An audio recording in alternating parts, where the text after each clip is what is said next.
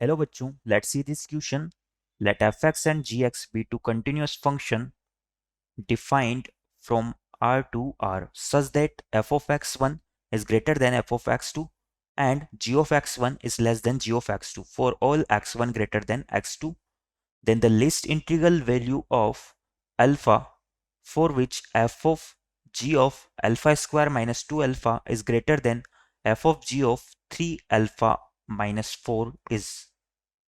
तो बच्चों इस क्वेश्चन में हमें फंक्शन एफ एक्स और जी एक्स इस तरह से डिफाइन किए हुए हैं कि हमारा f of x one greater than f of x two है।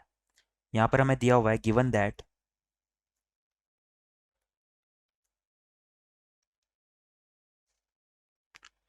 एफ ऑफ एक्स वन जो है हमारा ये greater than f of x two है। नाउ अगर f of x one f of x two से बड़ा है तो यहाँ से हमारा क्या कंक्लूजन निकलेगा। क्वेश्चन में हमें ये भी दिया हुआ है कि एक्स वन जो है ये x2 से बड़ा है, तो x1 x2 से बड़ा होने की कंडीशन में हमारा f ऑफ x1 बड़ा हो रहा है f ऑफ x2 से, यानी कि हमारा f ऑफ x क्या हो जाएगा, एक इंक्रीजिंग फंक्शन हो जाएगा।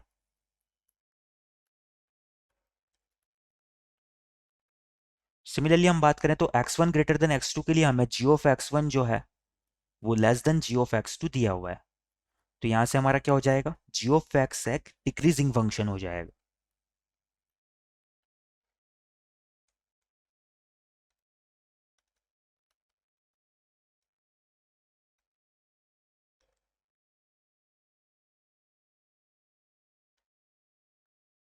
नाउ हमें क्या करना है, अल्फा की इंटीग्रल वैल्यू फाइंड आउट करनी है, जिसके लिए हमारा f of g of alpha square minus 2 alpha greater than हो f of g of 3 alpha minus 4 से। तो यहां से हम लिख लेते हैं कि हमारा एफ ऑफ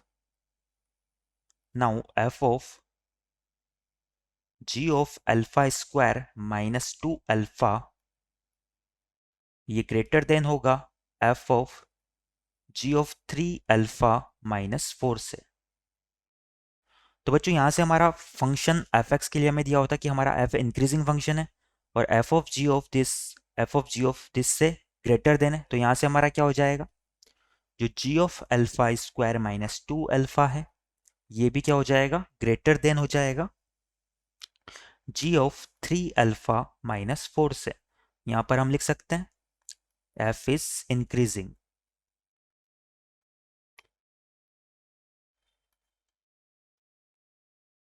नाउ अगर g of alpha square minus 2 alpha हमारा greater than g of 3 alpha minus 4 है, तो जी ऑफ एक्स तो हमारा एक डिक्रीजिंग फंक्शन है, तो यहां से क्या होगा बच्चों, यहां पर हम लिख सकते हैं कि अल्फा स्क्वायर माइनस 2 अल्फा हमारा क्या हो जाएगा, लेस देन हो जाएगा 3 अल्फा माइनस 4 से। तो यहां से हमारा अल्फा स्क्वायर माइनस 2 अल्फा ये लेस देन हो जाएगा 3 अल्फा माइनस 4 से, क्योंकि हमारा जी जो है इज डिक्रीजिंग फंक्शन है।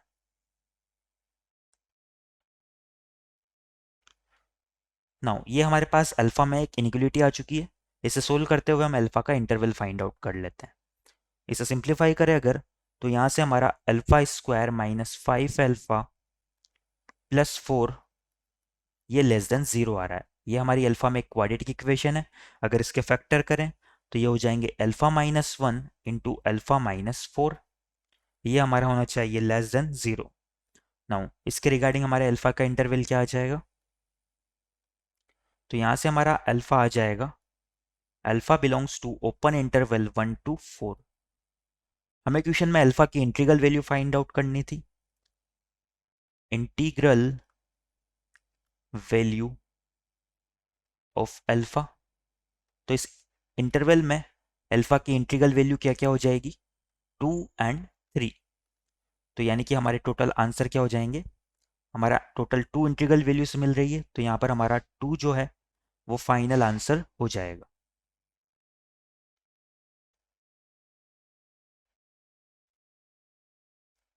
यहाँ पर हमें क्वेश्चन में अल्फा की list integral value find out करनी थी, जिसके लिए कंडीशन ट्रू हो, तो यहाँ पर लिस्ट इंटीग्रल वैल्यू क्या आ रही है, 2 और 3 में से 2 आ रही है, तो हमारा फाइनल आंसर हो जाएगा 2। I hope you understand it well, best of luck.